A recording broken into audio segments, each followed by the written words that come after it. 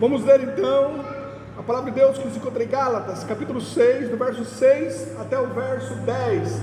Diz assim: E o que é instruído na palavra, reparte de todos os seus bens com aquele que o instruiu. Não erreis, Deus não se deixa escarnecer, porque tudo que o homem semear, isso também ceifará. Porque o que semeia na carne, da carne ceifará corrupção, mas o que semeia no Espírito, do Espírito ceifará a vida eterna. E não nos cansemos de fazer o bem, porque a seu tempo ceifaremos, se não houvermos desfalecido. Então, enquanto temos tempo, façamos bem a todos, mas principalmente aos domésticos da fé. Vamos orar mais uma vez. Senhor, obrigado. Realmente eu agradeço a Ti do meu coração, reconhecendo, ó Pai querido, que é pela Tua bondade que eu posso assumir, ó Pai querido, essa condição de pregar a Tua palavra. É mediante, ó Pai querido, a Tua graça. Reconhecendo, ó Pai querido, a minha fraqueza como vaso de barro, eu suplico, ó Pai querido, o auxílio do Teu Espírito Santo, para que eu seja tão somente um instrumento nas Tuas mãos. E o Senhor, ó Pai, por amor da Tua igreja, que Tu me use para edificá-la, para levá-la a conhecer a Ti mais, através das verdades aqui, ó Pai querido, contidas em Tua palavra. Ó Senhor, eu suplico que aqueles que estão ouvindo essa mensagem, que o Senhor dê o discernimento através do Teu Espírito Santo, o discernimento para reter no coração só o que vier de Ti. Eu oro ao Senhor em nome de Jesus, amém. Por assentar, irmãos.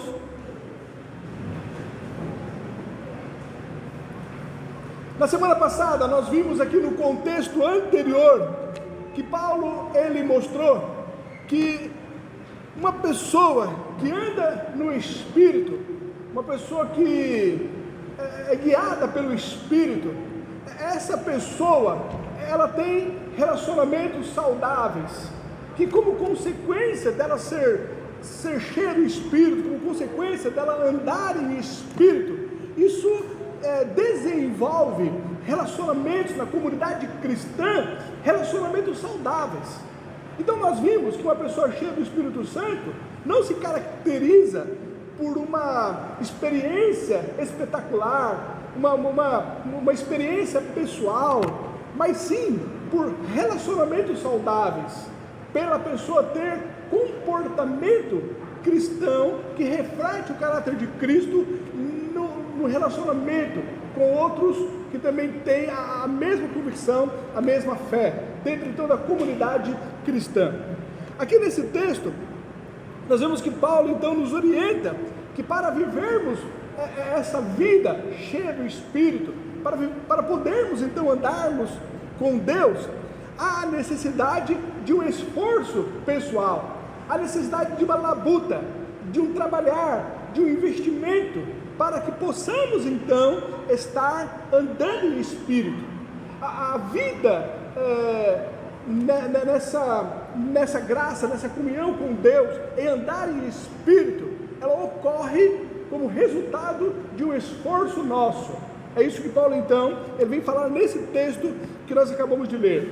Vamos iniciar aqui no verso 6, onde ele começa dizendo: e o que é instruído na palavra? O sentido aqui de ser instruído na palavra se refere a alguém que está aprendendo o Evangelho, alguém que o mestre ele está ajudando a ele a crescer espiritualmente, a conhecer a Deus através da sua bendita palavra. Então é o mestre investindo aqui no seu discípulo, o que é então instruído na palavra. Ele continua no verso 6, esse que é instruído, que ele reparta de todos os seus bens com aquele que o instruiu. Olha, algo interessante em relação a essa palavra que Paulo ele usa aqui no verso 6, a palavra reparta. Essa palavra aqui, no grego, é a palavra koinonia, é a palavra no qual nós usamos para descrever a comunhão que existe nos relacionamentos. Essa koinonia, essa comunhão, esse relacionamento saudável em Cristo Jesus. É a mesma palavra também que usamos para mostrar que nós temos comunhão com Deus através do seu Espírito Santo. Então nós estamos em koinonia, estamos em comunhão com Deus pelo seu Espírito Santo. É essa palavra que é usada aqui, que está traduzida no português por reparta. Então o sentido aqui seria que o mestre, ele em koinonia, em comunhão, ele reparte dos seus conhecimentos espirituais com os seus discípulos. E em contrapartida, também os seus discípulos, no qual eles são instruídos pela palavra, ele em comunhão também com o seu mestre, ele reparta dos seus bens materiais com o seu mestre. É isso que Paulo ele fala aqui no verso 6. E o que é instruído na palavra, reparta, ou seja, que tenha comunhão, que demonstre comunhão, reparta de todos os seus bens com aquele que o instruiu. Então, se nós olharmos dentro do sentido que Paulo coloca aqui, que esse repartir é uma comunhão, então nós não devemos considerar que o mestre, ele é um assalariado, mas sim que ele recebe uma comunhão, um repartir, uma comunhão dos seus discípulos. Há aqui uma comunhão mútua. O mestre, ele em comunhão, em koinonia, ele investe, ele abençoa, ele instrui os seus discípulos. E os seus discípulos, em contrapartida também, em comunhão, eles também repartem os seus bens com os seus mestres. Essa doutrina, no que diz respeito a estar investindo nos mestres, investindo naqueles que nos instruem, naqueles então que nos doutrina, é uma doutrina bíblica, no qual nós encontramos em várias partes das Escrituras Sagradas. O Senhor Jesus, ele disse aos seus 70 discípulos, no qual ele enviou de 2 em 2, em Lucas, capítulo 10, o verso 7, ele diz: e ficai na mesma casa, comendo e bebendo do que eles tiverem, pois digno é o obreiro de seu salário, não andeis de casa em casa. Paulo, ele também instrui sobre a questão de estar investindo, de estar repartindo, de ter então essa comunhão com aquele que nos ensina. 1 Coríntios, capítulo 9, o verso 11, ele diz: se nós vos semeamos as coisas espirituais, será muito que de vós recolhamos as carnais. Então, mostrando que ele, enquanto apóstolo, ele estava semeando, ele estava instruindo, ele estava edificando ali a igreja. Se ele assim o faz, seria muito então, ou seria algo difícil o fato dele estar recebendo da igreja. É esse o ensinamento que Paulo ele dá em Coríntios, que ele reforça também aqui em Gálatas, e que o próprio Senhor Jesus Cristo também nos ensina, quanto à questão de estar repartindo, investindo, alcançando realmente aqueles que estão sendo mestres, que estão em evidência na palavra, que está edificando então aos seus discípulos. O verso 6: e o que é instruído na palavra, reparta de todos os seus bens com aquele que o instruiu. Agora, é bem verdade, nós estamos vivenciando momentos, sempre ocorreu isso, desde os primórdios, a questão de termos falsos mestres, aqueles mercenários, na verdade, que usam do púlpito, não com o objetivo de estar edificando ou de estar instruindo os seus discípulos, mas de querer usar do púlpito para o proveito próprio. Então, tem aqui uma advertência que nós encontramos em 1 Timóteo, capítulo 5, do verso 17 ao verso 18, que nos diz: os presbíteros que governem bem sejam estimados por dignos de duplicada honra, principalmente os que trabalham na palavra e na doutrina, porque diz a Escritura: não ligarás a boca ao boi que debulha, é digno é o obreiro do seu salário. Então, que possamos estar dando dignidade, ou então repartindo dos nossos bens, mas com aqueles presbíteros que governam bem, aqueles que sejam estimados por dignos de duplicata honra, que possamos então observar esse princípio também estabelecido por Paulo. Verso 7, ele continua: não erreis, Deus não se deixa escarnecer. Essa palavra aqui, escarnecer, no grego, é a palavra mukterizo, e deriva de uma palavra que significa nariz. Literalmente, ela significa torcer o nariz para, portanto, zombar ou tratar com desprezo. Também ela pode significar brincar ou passar a perna. O sentido aqui que Paulo ele quer nos mostrar é que nós não podemos zombar de Deus, nós não podemos escarnecer de Deus, nós não podemos passar a perna em Deus.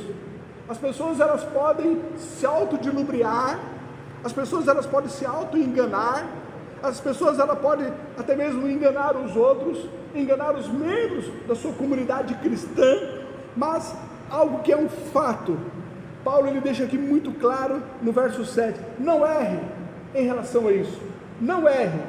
Deus ele não se deixa escarnecer, ele não deixa que alguém venha zombar dele, ele não deixa que alguém venha brincar com ele, ele não se deixa ser enganado. Não há como nós escarnecermos ou enganarmos a Deus.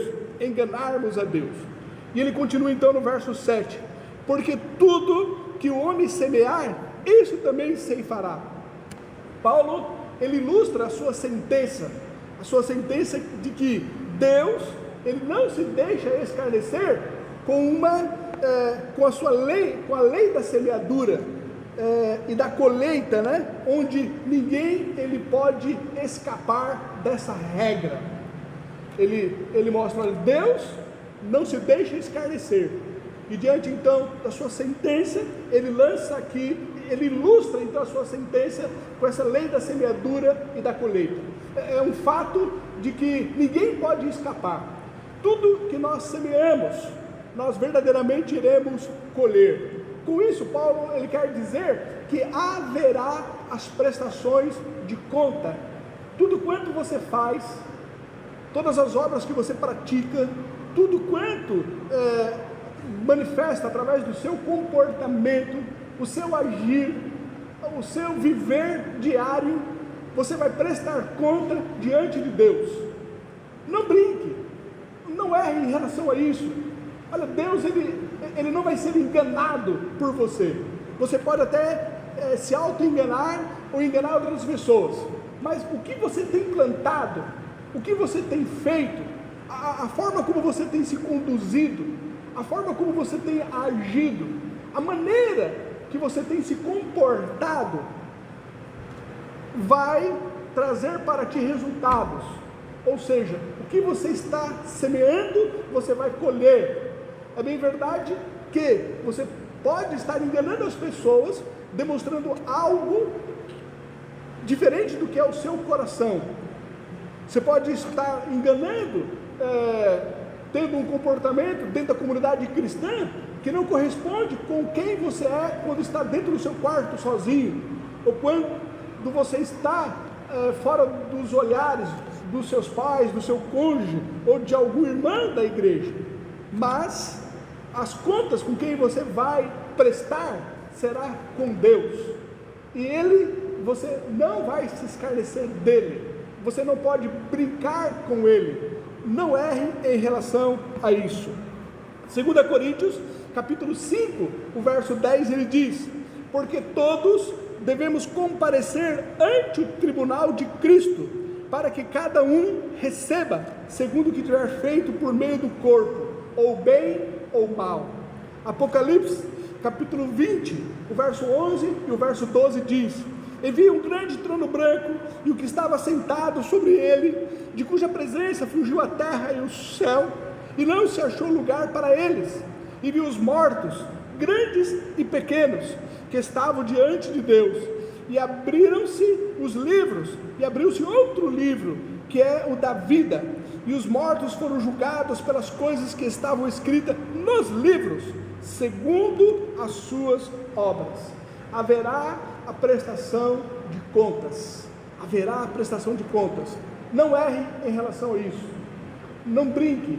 Deus, ele não se deixa ser enganado. Deus, ele não se deixa escarnecer. Tudo que o homem semear, isso também ele vai cerar, ele vai ceifar. A regra da lei da semeadura e da colheita.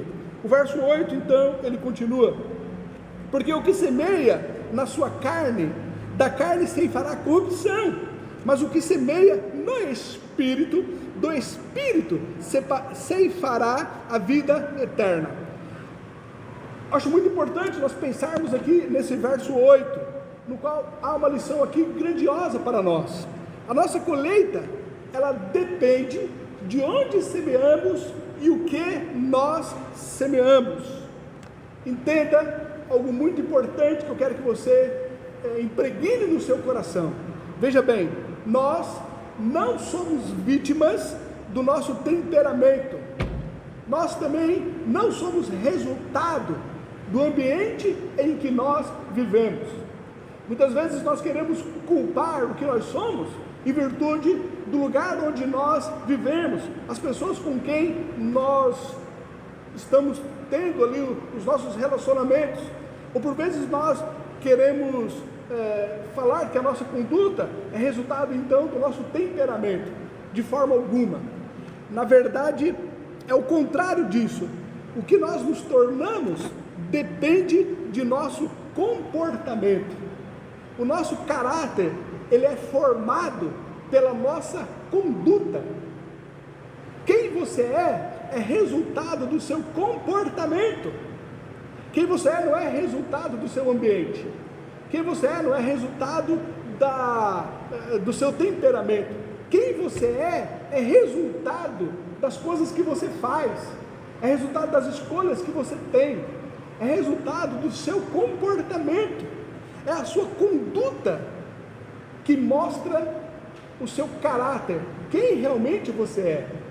O verso 8 ele diz isso, porque o que semeia na carne, ou seja, aquele que conduz, aquele que toma atitudes, aquele que tem um comportamento que é caracterizado pela sua natureza carnal, como consequência disso, você vai ceifar a corrupção.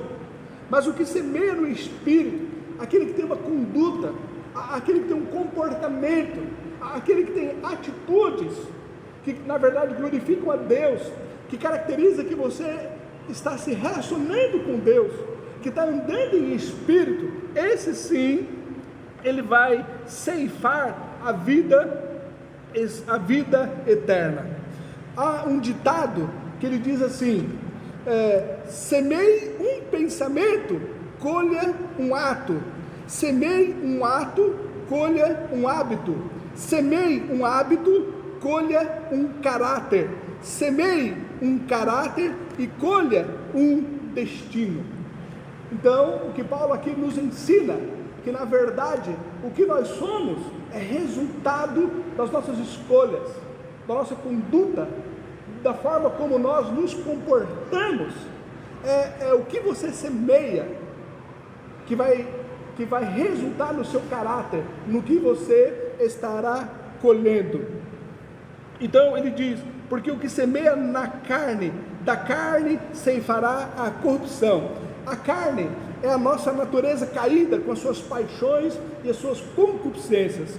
Gálatas capítulo 5, o verso 24 diz: e os que são de Cristo crucificaram a carne com as suas paixões e concupiscências. E essa carne, se ela não for crucificada, se ela não for mortificada, se você não rejeitar os desejos dela, ela vai então se manifestar. E as obras da carne, Paulo ele já falou no capítulo anterior, capítulo 5, de 19 ao 21, no qual ele disse: porque as obras da carne são manifestas, as quais são adultério, prostituição, impureza, lascívia, idolatria, feitiçaria, inimizades, porfias, emulações, iras, pelejas, dissensões, heresias, invejas, homicídios, bebedices, glutonarias e coisas semelhantes a estas, acerca das quais vos declaro, como já antes vos disse, que os que cometem tais coisas não herdarão o reino de Deus. Semear na carne é você trabalhar a favor dela, ao invés de mortificá-la, ao invés de você renunciar os seus desejos carnais. E as sementes são principalmente os nossos atos e os nossos pensamentos.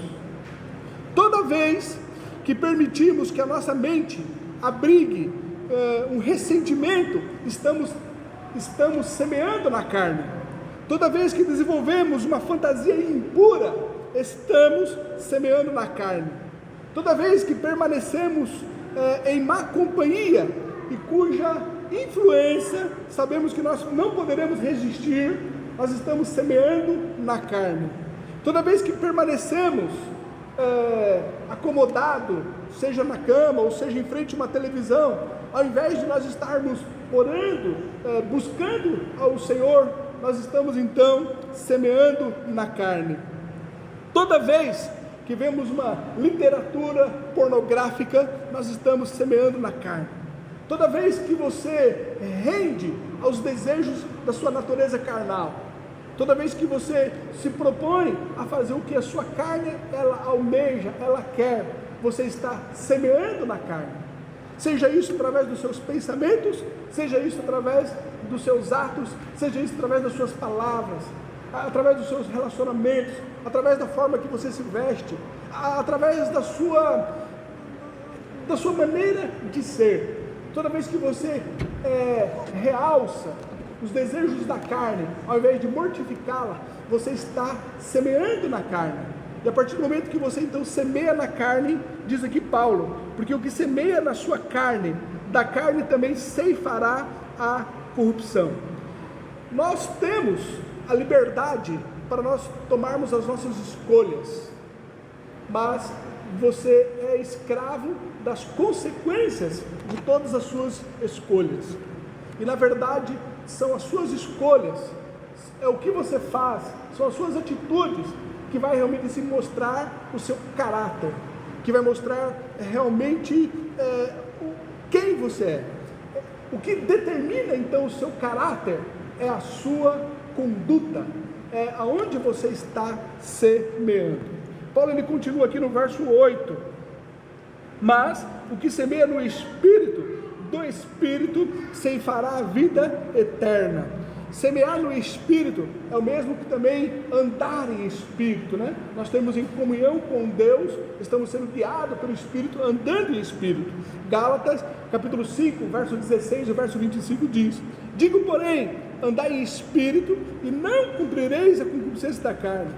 Se vivemos em Espírito, andemos também em Espírito. A semente no qual você deve semear, elas são principalmente os nossos pensamentos e também os nossos atos. Colossenses capítulo 3, do 1 ao 2 diz: portanto, se já ressuscitastes com Cristo, buscai as coisas que são de cima, onde Cristo está assentado, à destra de Deus. Pensai nas coisas que são de cima, e não nas que são da terra. Filipenses capítulo 4, verso 8 diz: quanto ao mais, irmãos, tudo que é verdadeiro, tudo que é honesto, tudo que é justo, tudo que é puro, tudo que é amável, tudo que é de boa fama, e se há alguma virtude, e se há algum louvor, nisso pensai. Algo interessante que nós vemos aqui nesse verso 8 de Filipenses capítulo 4, é a repetição da palavra tudo o que é, tudo o que é, tudo o que é.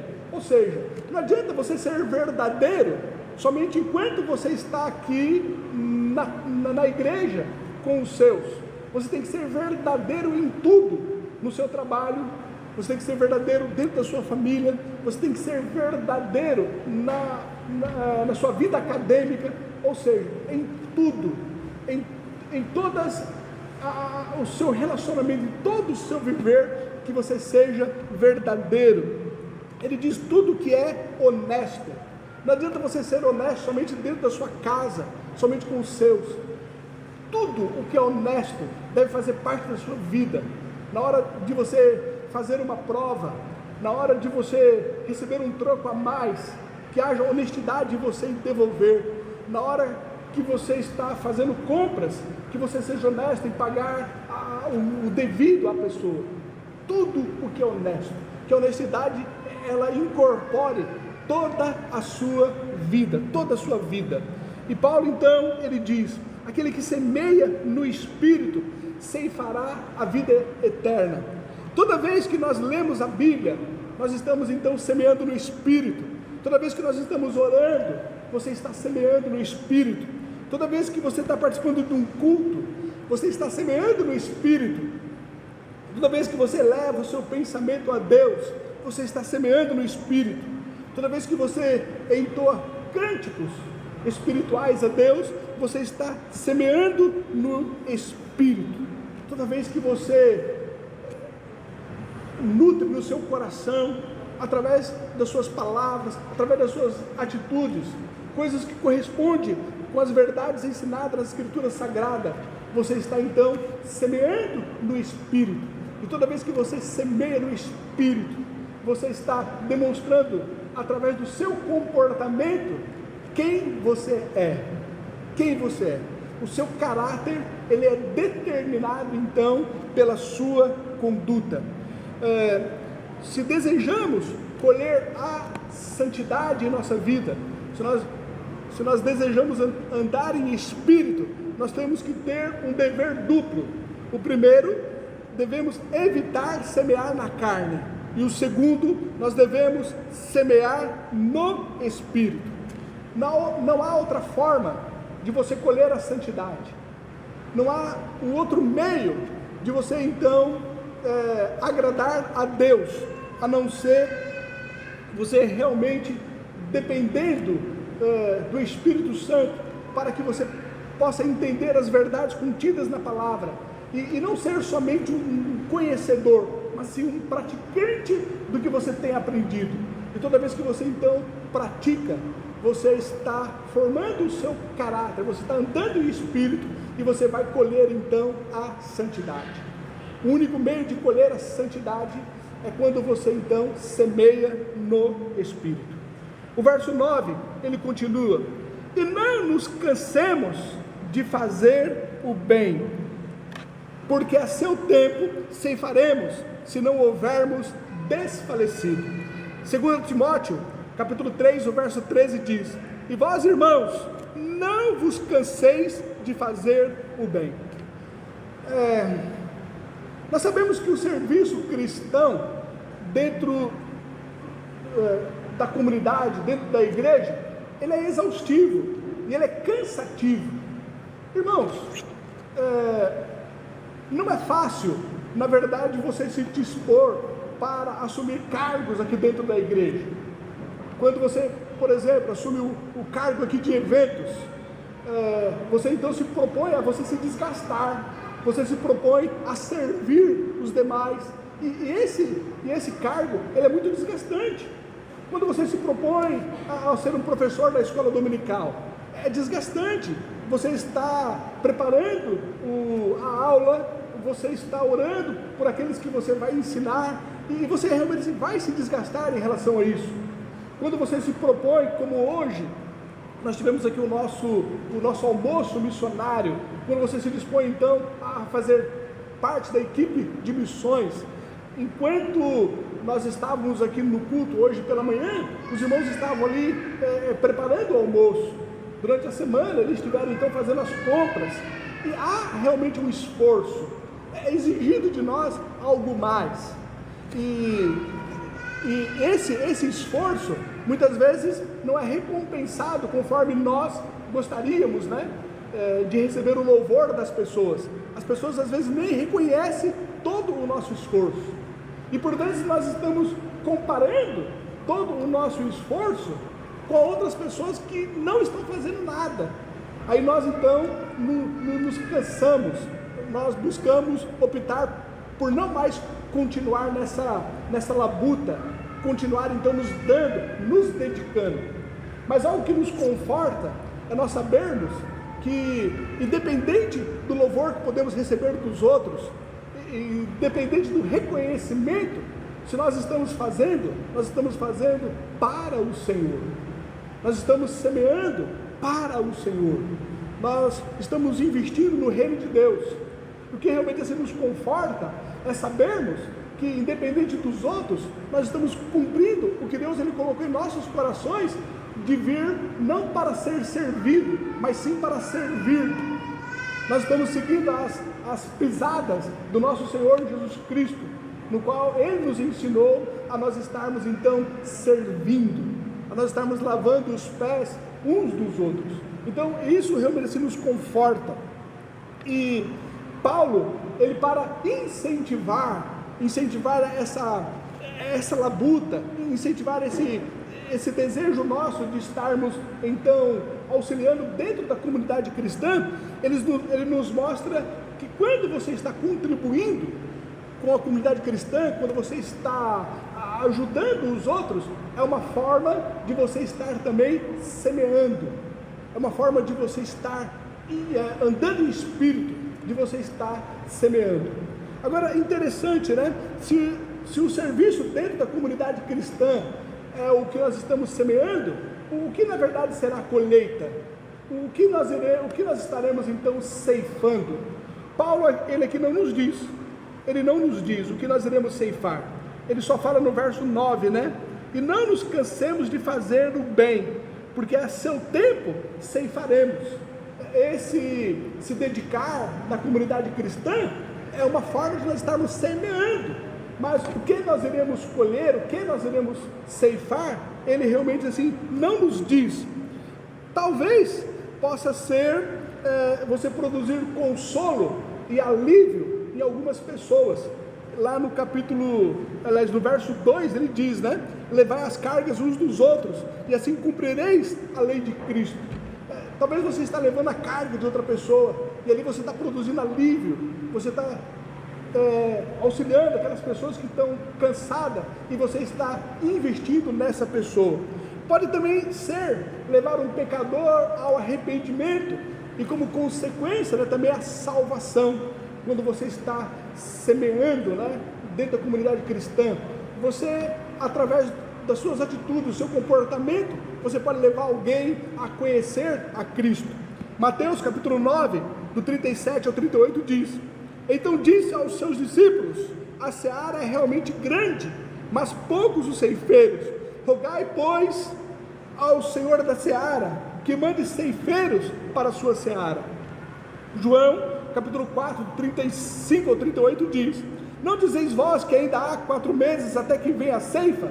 Eis que eu vos digo: levantai os vossos olhos e vede as terras que já estão brancas para a ceifa, e o que ceifa recebe galardão e ajunta fruto para a vida eterna, para que assim o que semeia como o que ceifa, ambos se regozijem. Porque nisto é verdadeiro o ditado, que um é o que semeia e outro é o que ceifa. E vos enviei a ceifar onde vós não trabalhastes, outros trabalharão, e vós entrastes no seu trabalho. Então talvez seja uma forma de nós semearmos na comunidade cristã, é nós estarmos levando pessoas à salvação, pessoas reconhecerem a Cristo, então se arrependerem pelos seus pecados. Mas Paulo então aqui nos incentiva a nós estarmos fazendo o bem. Não nos cansemos de fazer o bem. Não ache que o seu tempo de fazer o bem já cessou. Não se canse, não é hora de parar. Talvez você pense: eu já fiz muito, eu já me dediquei muito, agora é a vez do outro. É um pensamento errado, e é uma atitude errada no qual você está tomando. Você está perdendo a oportunidade de se colocar à disposição do Senhor da sua vida e dizer para Ele: eis-me aqui, envia-me a mim. Você está perdendo o privilégio de se dispor no reino de Deus e trabalhar por aquele que te comprou com o seu sangue. Você está perdendo a oportunidade de ser um exemplo para os outros na comunidade cristã. Então, não se canse não se canse de fazer o bem, porque a seu tempo ceifaremos, se não houvermos desfalecido, se não pararmos no meio do caminho. O verso 10, por último, então, Paulo lhe diz: então, enquanto temos tempo, façamos bem a todos, mas principalmente aos domésticos da fé. Nós somos chamados para fazer o bem a todos. Na verdade, esse é o nosso dever, seria realmente nossa obrigação enquanto cristão. Mas nem sempre nós iremos conseguir. Nós nem sempre temos talvez condições financeiras ou temos o tempo hábil para estarmos ajudando a todos. Então, se houver em um momento em que você deva escolher entre ajudar a uma pessoa dentro da comunidade cristã e uma pessoa que não faz parte da comunidade cristã, que você então venha optar por ajudar, por auxiliar, por fazer bem ao doméstico da fé, ou seja, aquele que faz parte da comunidade cristã. Se houver um momento que você tem que escolher entre um e outro, que você o faça para aquele que faz parte da comunidade cristã. Então, enquanto temos tempo, façamos bem a todos, dentro do possível. Mas se não der e você precisar de escolher, que você venha optar para auxiliar aquele que faz parte da comunidade cristã, o doméstico da fé. Eu quero que você preste atenção em relação a isso. Fazer bem é uma característica tão importante, tão indispensável, que será considerada como uma evidência salvadora no dia do juízo. Ou seja, a forma como você se comporta em relação aos outros é o que mostra se verdadeiramente você é salvo ou não. É como que fosse um distintivo, uma característica de uma pessoa salva, é ele fazer bem. Isso vai identificar que você realmente é salvo, o fato de você fazer bem. Olhando isso de uma forma negativa, o fato de você não fazer bem, o fato de você não se dispor a ajudar na comunidade cristã, isso caracteriza que você não é de Deus. Isso caracteriza que você não tem uma experiência pessoal de novo nascimento. Isso caracteriza que você não é filho de Deus. Porque os filhos de Deus, eles se caracterizam com o seu pai. Repito, fazer o bem é uma característica tão indispensável, será considerada como uma evidência de fé salvadora no dia do juízo. Romanos, capítulo 2, o verso 7 diz: a vida eterna aos que com perseverança em fazer o bem procuram glória, honra e incorrupção. Mateus capítulo 25, do verso 34 ao verso 40 diz: então dirá o rei aos que tiverem à sua direita: vinde, benditos de meu Pai, possuir por herança o reino que vos está preparado desde a fundação do mundo. Então haverá a divisão entre os que são de Deus e os que não são, e ele vai chamar aqui aos que estão à sua direita: vinde, benditos do meu Pai. Interessante que o que mostra que eles são benditos não foi a sua profissão de fé, não foi o fato deles estarem constantemente no culto, ou eles assumirem cargo e fazerem parte de algum departamento dentro da igreja, mas o que vai caracterizar que eles são benditos e que eles podem fazer parte do reino de Deus, ele continua dizendo: é porque eu tive fome e deste-me de comer, eu tive sede e deste-me de beber, eu era estrangeiro e hospedaste-me, estava nu e vestiste-me, adoeci e visitaste-me, estive na prisão e foste ver-me. Então os justos lhe responderão dizendo: Senhor, quando te vimos com fome e te demos de comer, ou com sede e te demos de beber? E quando te vimos estrangeiro e te hospedamos, ou nu e te vestimos? E quando te vimos enfermo ou na prisão e fomos ver-te? E respondendo o rei lhes dirá: em verdade vos digo que quando fizestes a um destes meus pequeninos irmãos, a mim o fizestes. o que vai mostrar que realmente você está andando com Deus, que você é uma pessoa verdadeiramente digna de fazer parte do reino de Deus. No dia do juízo, não vai ser a sua profissão de fé ou os cargos que você exerceu, quantas vezes você leu a Bíblia, mas sim a sua vivência em fazer o bem aos pequeninos, aos necessitados, aos estrangeiros, os nus, aqueles que estavam na prisão, aqueles que realmente precisavam de alguém que pudesse exercer misericórdia para com ele, aqueles que pela sua vida manifestaram o caráter de Cristo, ao estender a mão, ao ajudar o outro, ao fazer o bem.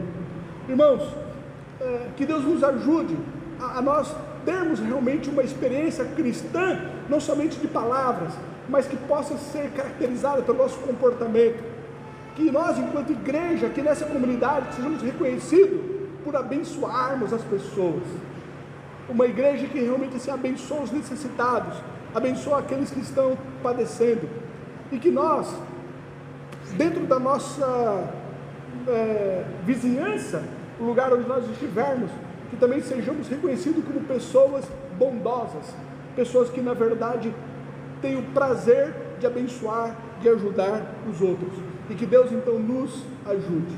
Lições que nós podemos tirar aqui desse texto. A primeira lição: aquele que está sendo instruído na palavra deve ajudar a sustentar o seu mestre. A segunda lição: os homens podem enganar a si mesmos, mas não podem enganar a Deus. A terceira lição: nossa colheita depende de onde e o que nós semeamos. E a quarta lição: devemos ajudar a todos, mas principalmente nossos irmãos em Cristo. Ó Deus, em nome do Senhor Jesus Cristo, nós reconhecemos, ó Pai, que para vivermos uma vida de fé, uma vida andar contigo, uma vida cheia do Espírito, andar em Espírito, ser guiado pelo Espírito, nós por nós mesmos não conseguimos. Por isso, ó Pai, suplicamos o auxílio do Senhor. Ajuda, ó Pai, que nós mortificarmos a nossa carne, os desejos da nossa carne. Ajuda-nos, ó Pai, a mortificar, e ajuda-nos, ó Pai querido, a verdadeiramente estar, ó Pai, semeando no Espírito, estar, ó Pai querido, demonstrando, não através das nossas palavras, mas através das nossas atitudes, que nós temos o Senhor como nosso Pai, que possamos, ó Pai querido, ser bênção para as pessoas no qual nós convivemos com ela, e nós, ó Pai, que estamos nessa comunidade, igreja, que se reúne aqui, que possamos ser conhecidos pela nossa vizinhança, como uma igreja abençoadora, uma igreja que faz o bem. Senhor, ajuda-nos, eu oro a Ti em nome de Jesus, amém.